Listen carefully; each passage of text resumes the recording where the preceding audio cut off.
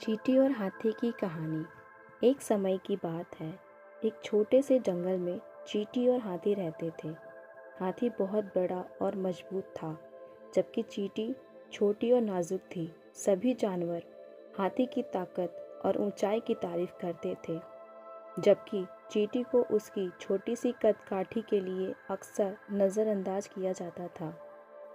एक दिन जंगल में भयानक तूफान आया। हवाएं इतनी तेज थी कि सभी जानवर भयभीत हो गए। हाथी ने सोचा कि वह अपने विशाल आकार और ताकत के कारण तूफान से बच सकता है। वह एक मजबूत पेड़ के नीचे छुप गया, जबकि चींटी ने सोचा कि वह खुद को सुरक्षित रखने के लिए एक छोटे से गड्ढे में छिप जाएगी। तूफान आया और हाथी ने देखा कि उसके पास खड़ा पेड़ तेजी से हिल रहा था।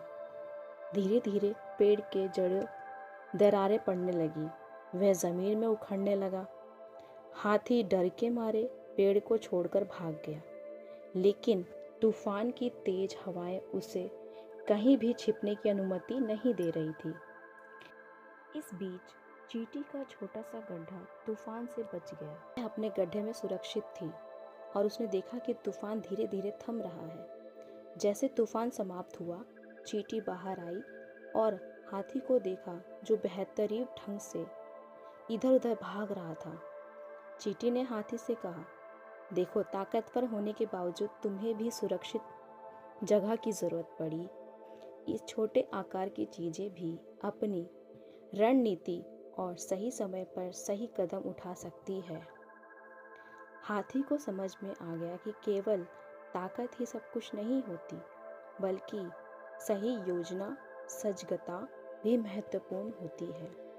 उसने चींटी की बात मानी और दोनों ने मिलकर जंगल के अन्य जानवर को भी सुरक्षा के महत्व के बारे में समझाया। इस कहानी से हमें ये सीखने को मिलता है कि सिर्फ ताकत ही महत्वपूर्ण नहीं होती, बल्कि समझदारी, सही समय पर सही निर्णय भी उतना ही ज़रूरी है। चाहे आप छोटे हो या बड़े, सही रणनीति और धैर्य से किसी भी मुश्किल का सामना किया जा सकता है।